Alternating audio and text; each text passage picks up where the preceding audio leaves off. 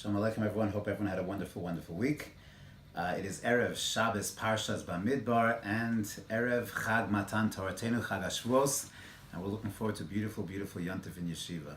I thought it would be appropriate to speak a little bit about Matan Torah, but it's no coincidence that there's always this linkage between Parshat Bamidbar and the beginning of Sefer Bamidbar and Chag HaShavuos.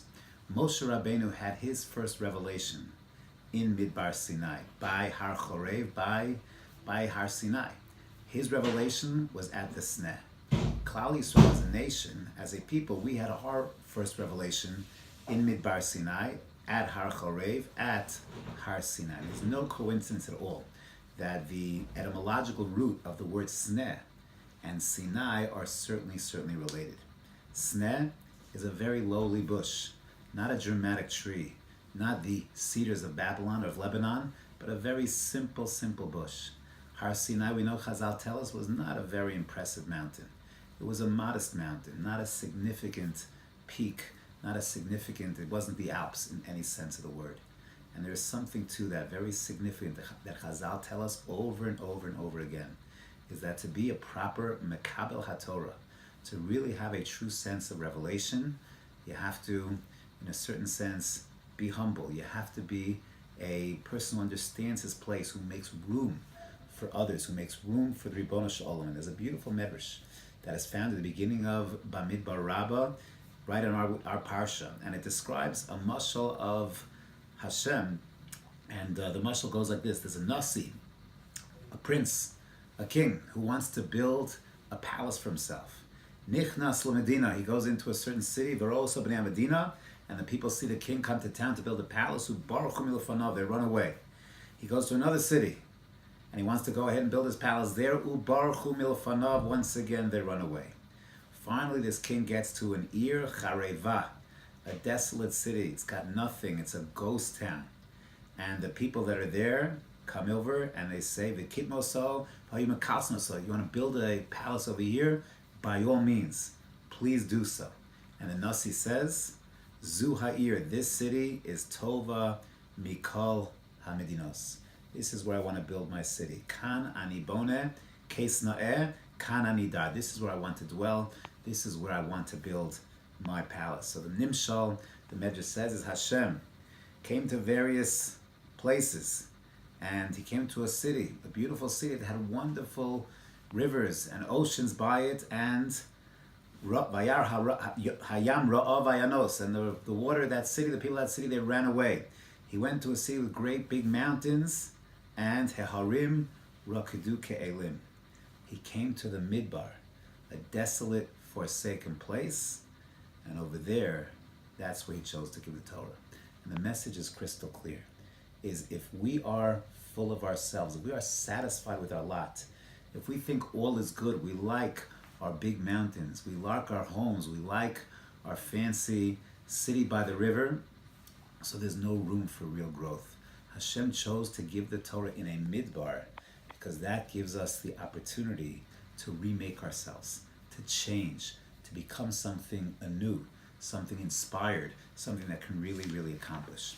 It's very striking that if you think about it, a desert is a dead place. Nothing grows in a desert. It's desolate, it's depressing, it's barren, it's forsaken. The only thing that does grow in a desert are these prickly cactus trees, which are painful, and perhaps these dangerous reptiles, snakes, scorpions, other kinds of unpleasant kind of animals. It doesn't seem like a place that's going to be a place that's ripe for a sense of growth. Yet perhaps that's exactly the point. A desert, on the one hand, is barren, is desolate, but a desert has an amazing power to it as well. It's a very beautiful thing, because in a desert, there are no barriers. There are no factories, there are no stadiums. There's no things that get in the way. If you're a musician, you play music in the desert, the acoustics are incredible. The sound can travel and travel and travel. Nothing gets in the way. There's no TVs in a desert. There's no service in a desert. The desert is a place where there is nothing, which means there is room for everything. There's room to hear. There's room to listen. There's room to take advantage of the barrenness of a desert to really listen. And perhaps no coincidence that the name Midbar, desert, has within it the letters Daber, to speak. Because the desert is perhaps the best place to hear the Dvar Hashem, where there's no clutter, there's nothing in the way. It becomes a very, very conducive place because it's desolate, because it is chareva. A person can really grow and really accomplish in a midbar. And Chazal echo this concept a little bit later in the Medrash Rabbah, where we are told, Chazal tell us that on the Pasuk Bamidbar Sinai, B'shlosha dvar nitna Torah, be'esh uvemayim uvamidbar. The Torah was given with three things. Eish, as the Pasuk says, Har Sinai, Ashan Kulo, there was smoke on Har Sinai. Uvemayim, and water, as the Pasuk says, Gam Shamayim Natafu, Gam Avim Natfu Mayim. At Kabbalas HaTorah, there were waters that were flowing Uvamidbar. As it says, Vaydaber Hashem Moshe Bimidbar Sinai. What's the common denominator of these three elements? V'lama nitna b'shlosh dvarim halalu, elama elu chinam l'chol boi olam. When it comes to these objects, they're pretty accessible to all. Anyone can go ahead and make a fire. Anyone can go ahead. Water is relatively accessible. And a midbar, it's hefker. It's available to all. Kach divrei Torah chinam hem. So too Torah is available to everyone who's thirsty for Torah. They can go ahead and see it. And therefore Hashem gave the Torah in a midbar, which is hefker.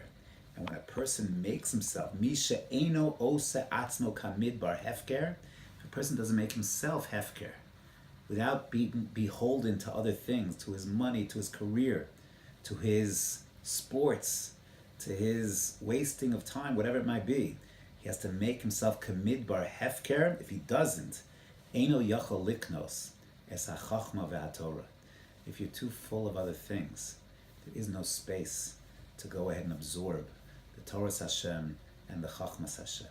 So the Torah is given with Mayim, which is ultimately the source of all growth, in a midbar, in a place where there is room to hear, to listen, to become, to remake yourself because there's nothing there, because it is a place of hefker.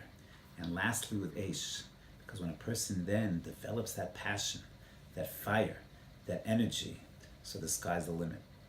So Bez Hashem, as we get ready for Chag HaShavuos on Parshas Bamidbar, we go ahead and connect to this idea. We engage in a process of bittul, make ourselves a little hefker, so we can listen, we can hear with the clarity that only can emerge in a midbar, and Mirz Hashem be zoche to a true sense of Shmias HaTorah and a true sense of Kabbalas HaTorah on this very unique and special Chag Zman Matan Torah Singh.